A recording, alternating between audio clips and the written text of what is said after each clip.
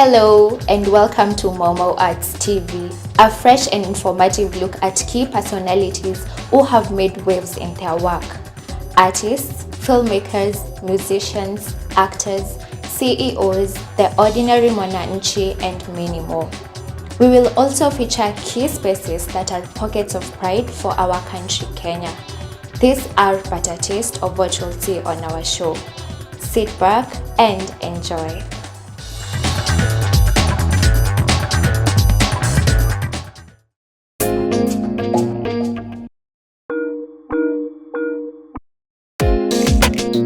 Well, you're just right. Maureen Kamau. Karibu, Maureen. Thank you. Great to meet you, Yes. Robert. So I know I ambushed you in the last minute, but the reason why I did this is because I have been seeing your emails. I have seen the kind of passion behind moving towards a resolution. You want to get acknowledgement for the issue that is forceful hospitalisation. So just to kick it off, who is Maureen Kamau? Just give us a brief backstory of who you are, and then we can move to your experience with mental health. Over to you. Fantastic. Okay, my name is Maureen Kamau, as I've just intimated, and I am a PR and communication specialist. Recently, I have become a mental health champion. I would not say that I had thought I would need to be, but because of the negative experience I had, I felt the only way to validate my experience and help others was to become a mental health champion and to speak openly about it, because if you know what happens in situations where there's abuse of human beings, evil thrives in darkness. When something is done and you keep quiet about it, it eats you up, and then the abusers get stronger because they can do it again, and someone else can go through it and never know that someone else had encountered such an incident and how to work around it. So in 2022, from the end of October to 10th December, I'll actually get the dates right, from 30th October to 16th to 10th of December, about 6 weeks, I was forcefully, involuntarily hospitalized in a rehab center. And all this was orchestrated by my own family members, which resulted in me feeling a very deep sense of resentment and betrayal. Before you go on, if I may interject, just to clarify, what kind of rehabilitation center? Was it for drugs? Was it for alcohol? What kind of rehab center are we talking about? It does all that. Actually, it's called Mediva Wellness Center. And it's in Thika.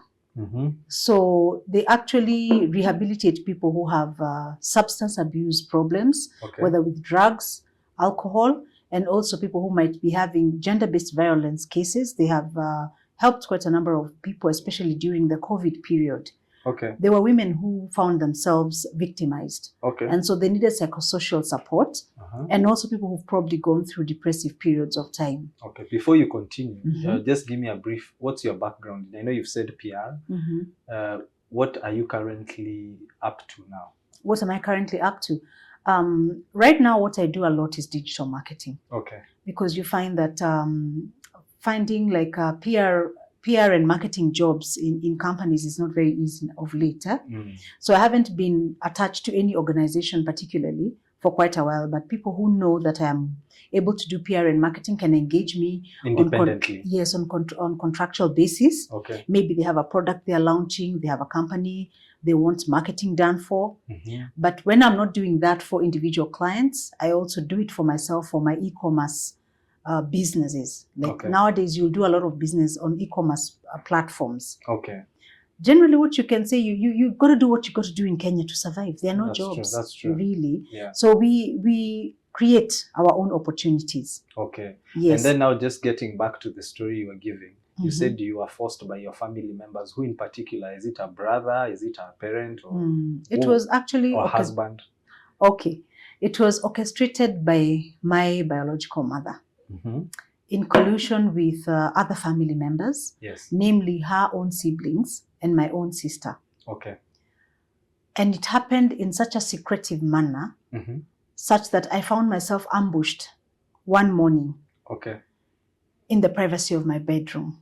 Where you live at home? Yes. My father passed on 3 years ago in 2021. Okay.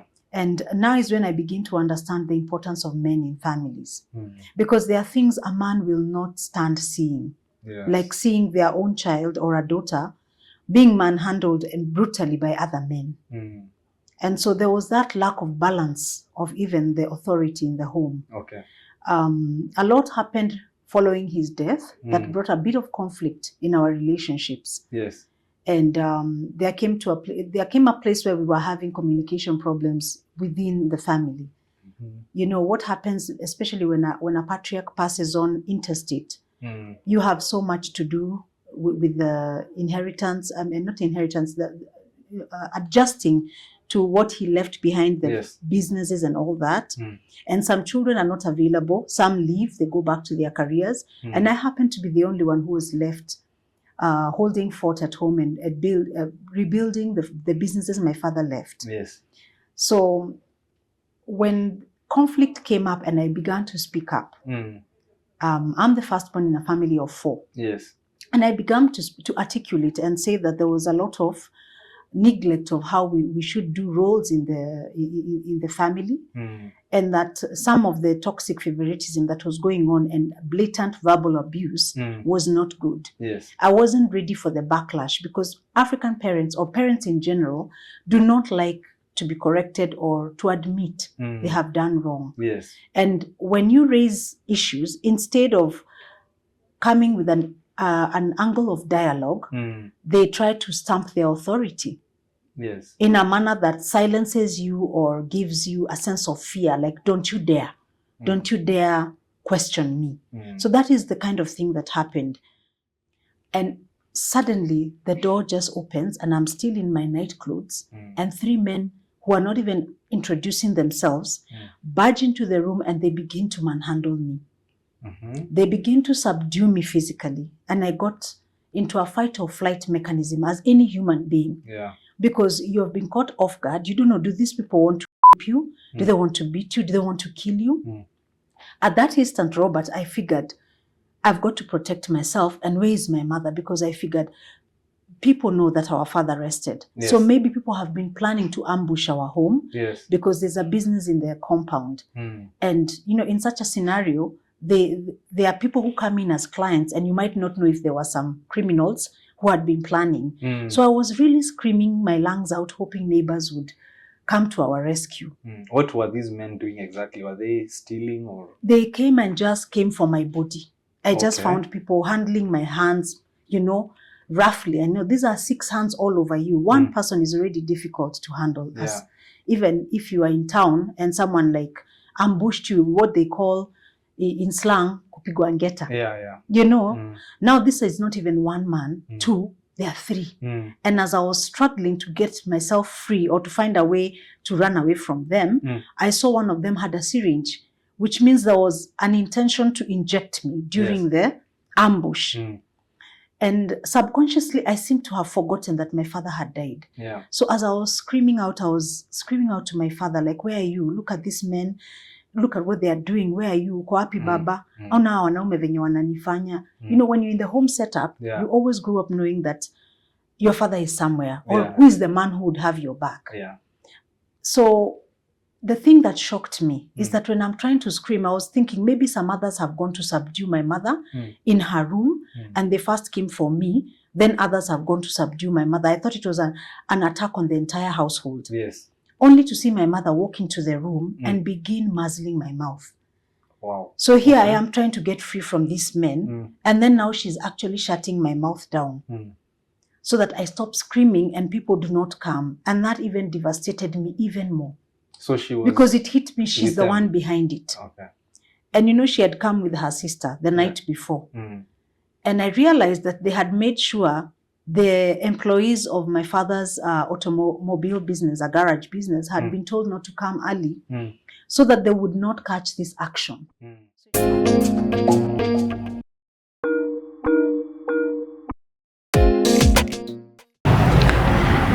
Mau Arts has run an annual monologue competition since the year 2021, and we look forward to hosting the 4th edition this year, 2024.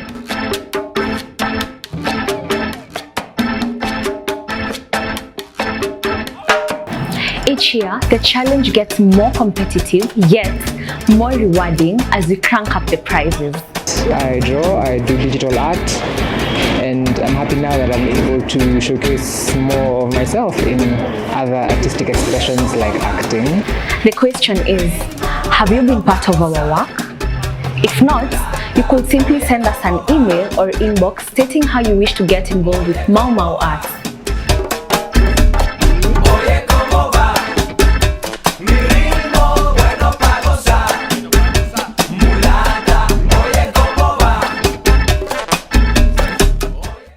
So it was something so well orchestrated that no witnesses would be there.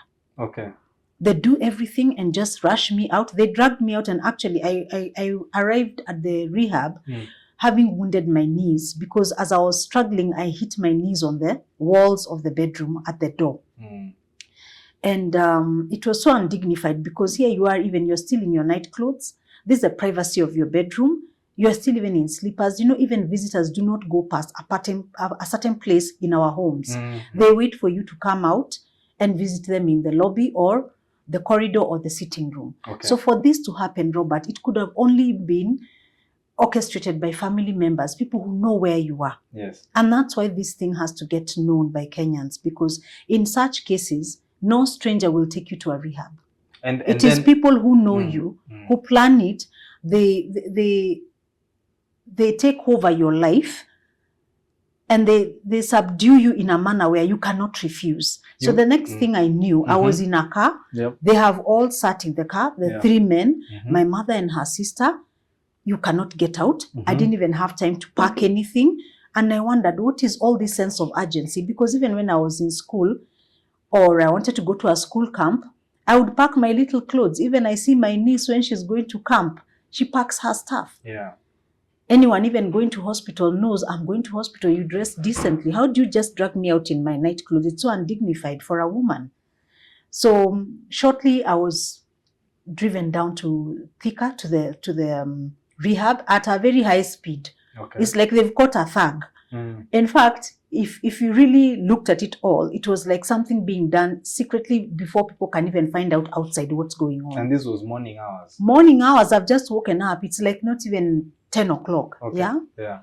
So upon arriving there, these people frog marched me like I am a thug. Yes. You know, to ensure you cannot even run. Yeah. And I'm like, if you have already got me, why are you even making me feel like I'm a criminal?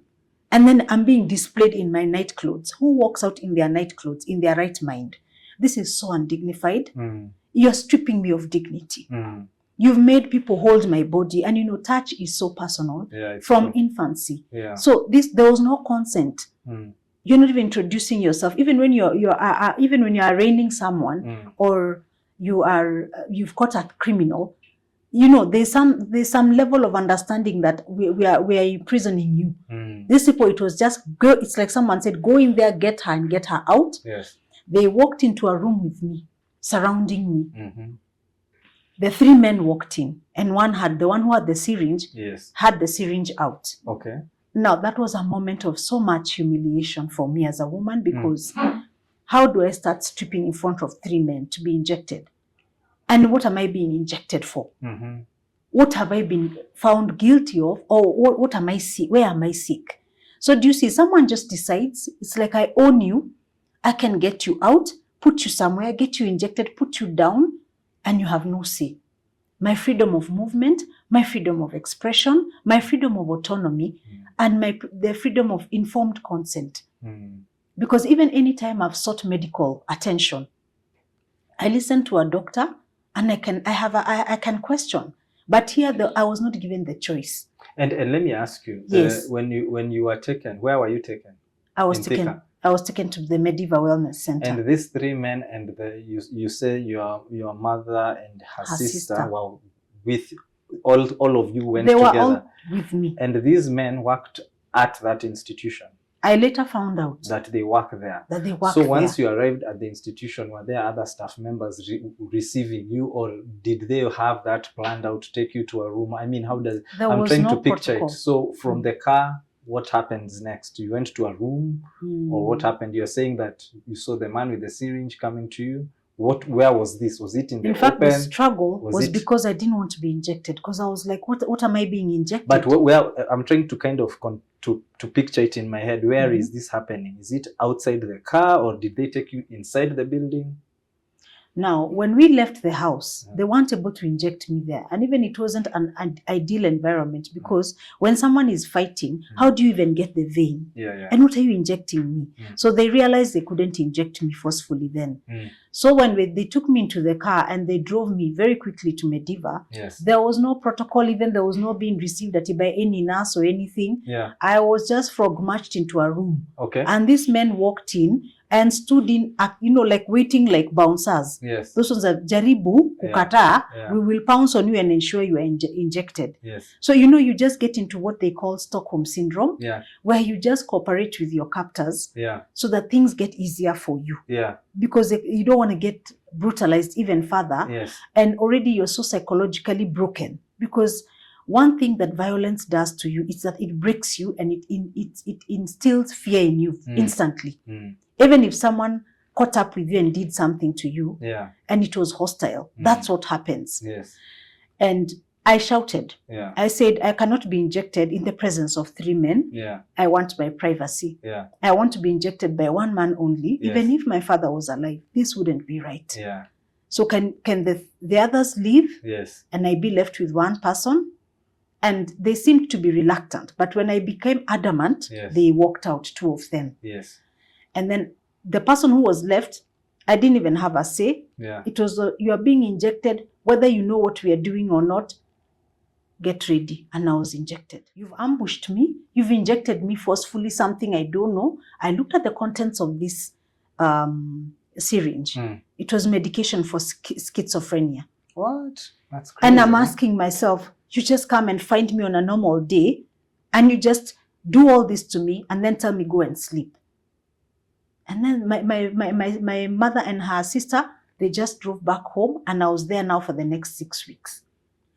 Without 1.5 months. Yes, without any explanation. And let me ask you, what did you feel thereafter, shortly thereafter? What effects did that injection have on you? It's not water. It's not even a supplement. So obviously, it is something that is meant to work on my mind. Okay. Mental health medication is about your mind and subduing you. But so what is the during that motive? time, What I'm trying to also get is this. What is the motive for your mom and your sister, her sister, to do this? What motivated it? Because when you look at things being done to others, there's always a motivation or a motive. Like, was it family property? Was it decision making? Why didn't they just leave you alone? What was their motive? As I've told you, I began to articulate very openly about situations in my life where my family had abused me emotionally, psychologically, and even financial manipulation. So when you say the truth, abusers do not like that known. And I was saying the truth openly to the family members. Okay. On a forum where, on email, I started communicating to the family. Yes. Because when you try to talk to an abuser directly, they can be very hostile, walk out, stonewalling. Yes. So I said, I'm going to be very authentic to everyone in a way that I hope the family will come together and try to sort these issues out. So if I'm correct, the plan was to make you look like you are suffering from mental illness so that anything you say or do thereafter is invalidated. Thank you. So now after you've come from rehab 6 weeks later, you go back to your life. You go back to the same abusers. In fact, before that, you asked me how every day was like in the rehab. Yes, exactly. Yeah. And I will not say that entirely nobody gets helped in the rehabs. Because there are some people who are really alcoholics and they really need. They need to go to a place where in a controlled environment, their substance abuse is dealt with. Because they can go cold turkey, they become violent. And I saw some people who had been there more than a month or 2 and their condition had improved. And I don't even understand what schizophrenia is. And I was asking in fact, the psychiatrist was not in duty when I was admitted. She just came the next day. And she normally comes at a certain time of the week, maybe twice. And she has her sessions with every patient. So, and I would ask her, why was I injected medication for schizophrenia? And then they tell me, Sijui, I have chemical imbalance. And then I looked at them like, how do you just look at me and say I have chemical imbalance and inject me? You know, you just have no say. What did she say when you asked that? She just said, you have chemical imbalance. You know, they just an arrogance about it. And she starts scribbling all her own notes. And you know, when you're under duress, you are forced to speak up about yourself, to defend yourself. And I'll say the positive thing about that time is because even when I was there involuntarily, luckily, the counselor listened to some extent. But they were also tied in as far as how long I could stay, because I was at the behest of my mother and her sister, who owns the rehab. So there was no... Wait, just back up a bit. You're saying your mom and your sister own the rehab center? My mother, not my mother and her sister. Her sister owns the rehab. Oh, so there was no objectivity.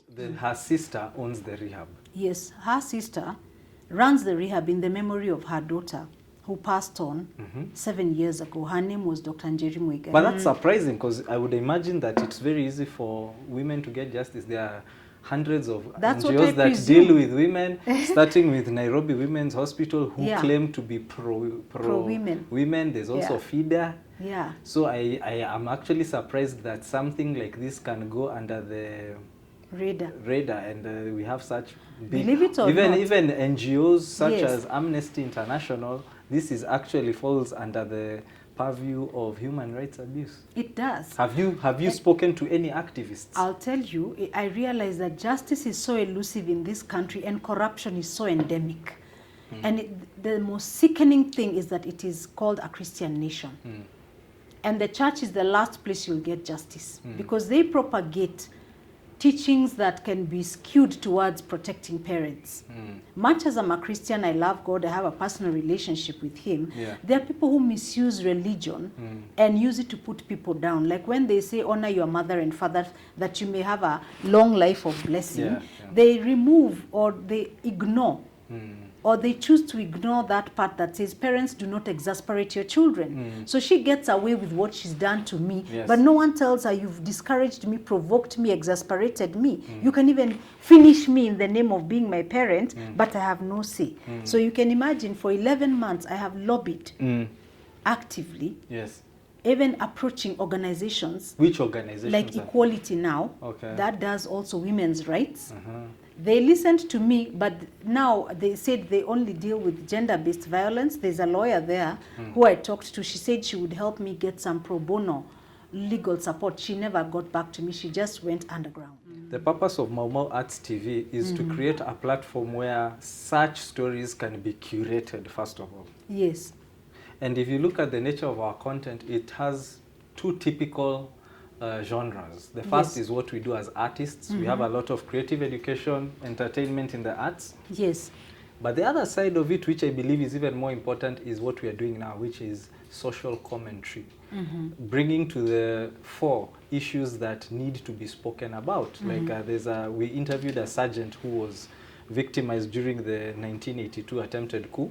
And now we have you today talking about how what can be described as big pharma is running amok, basically, even in Kenya. Things we thought only happen in the West. What you've recited right now, had I told a random person in the streets, they could think it's out of fiction, because it's incredible to think that such things are happening in this day and age. As we close, what would you want to see happen about all this hullabaloo that is big pharma, mental health, social injustice in the medical space? What would you want to be done? Okay, I do not want another human being to go through what I went through. But as long as you're looking down on me and you've made me go through that, I will speak. And I will speak for the benefit of generations to come. And I'm so happy that I've met you and you have spoken with Jagero and said you also went through a time where the narrative of being given medication did not sync well with you. You realized there are other ways of taking charge of your life and simply taking medication was just going to knock you down.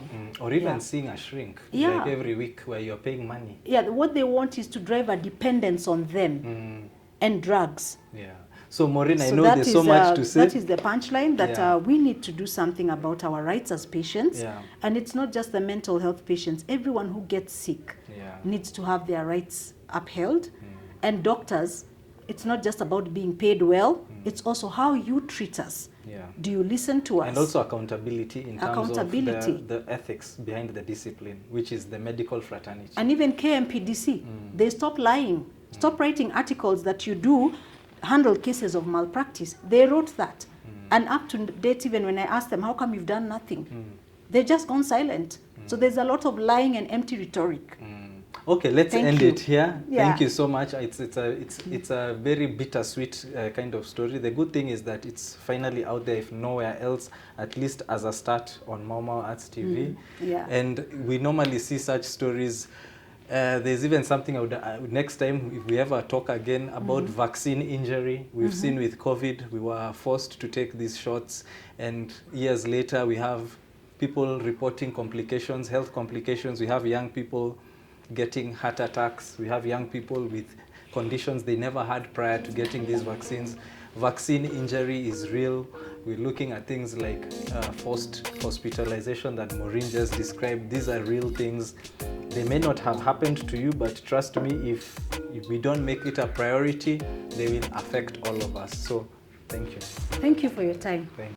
Hope you enjoyed this episode. Do not forget to subscribe to our channel and keep a lookout for our next episode. Ciao.